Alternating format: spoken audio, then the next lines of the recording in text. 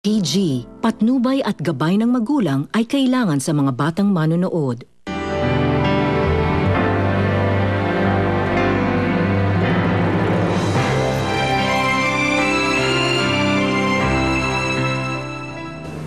Wala namang pinakita sa amin si Felix kundi pagmamahal.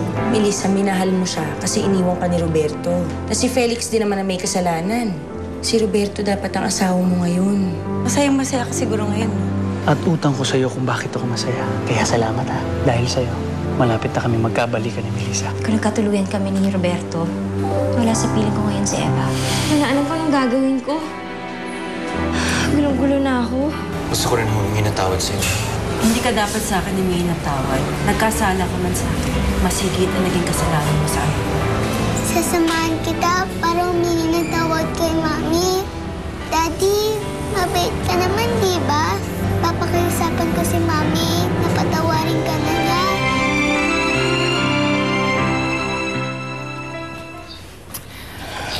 Oo, na-rape ang mom ni Felix.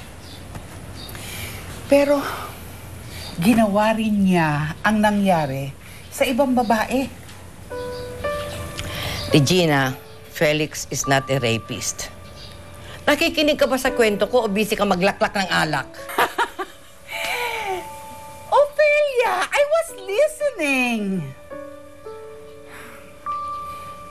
Pero, biktima pa rin si Felix ng pagkakataon.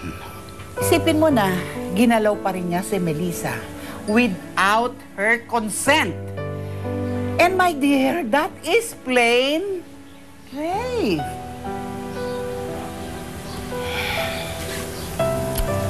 Pumunta na si Felix kina Melissa. Hoping na mapatawad siya nito. Umaasa rin ako na matapos ng lahat. E paano kung hindi? At magsampa pa rin si Melissa ng kaso kay Felix.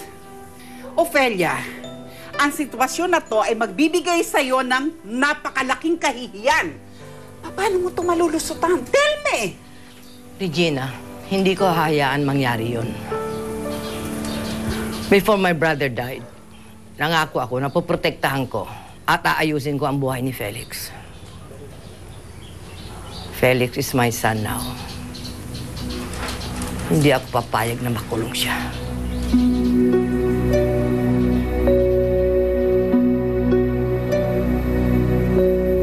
Ano bang ginagawa mo dito, Felix? Ang kapal din ang mukha mo magpakita pa sa akin. Mami, ako po ang nagsama sa kanya dito. Gusto ko po kasi magbati na kayo. Eva, anak, huwag ka na makialam dito.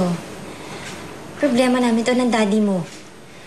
Day, akit mo na siya sa kwarto, please. Ayoko po, Mami.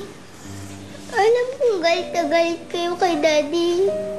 Dahil siya ang sinasabi mong bad guy. Pero gusto na po mag-sorry sa inyo ni Daddy. Sige na po, Daddy. Mag-sorry na kayo kay Mami.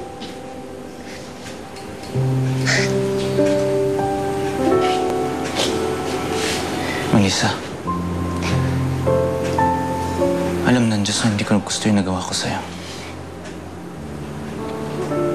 Walang araw na hindi kita pinagsisisihan. Every time I look at you, I feel guilty. I should have told you the truth a long time ago. Pero tuwing tatamaan ako ng konsensya ko, nananaig yung pagmamahal ka sa'yo at kay Eva.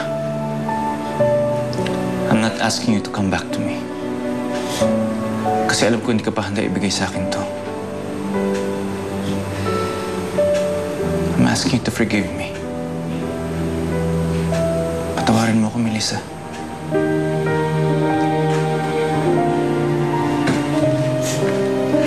Ayan po, Mami. Nagsorry sa inyo si Daddy. Patawarin niyo na po siya.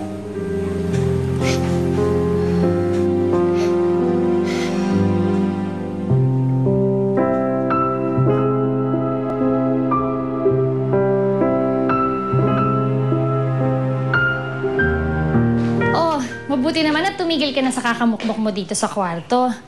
So, are we going out na ba para makapag-release ka na ng stress mo? I'm not going out para maglabas ng stress.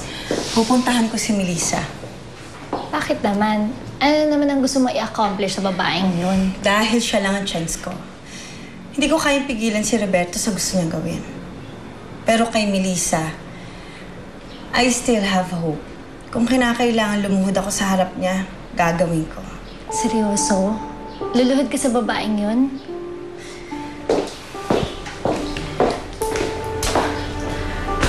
I'm willing to do anything. Everything. Masiguro ko lang na hindi aagawin sa akin ang asawa ko. Ganun ko kamahal si Roberto. Please, Mami. Mami, di po ba nagawin na kayo ni Daddy noon? Pero nagbati ulit kayo.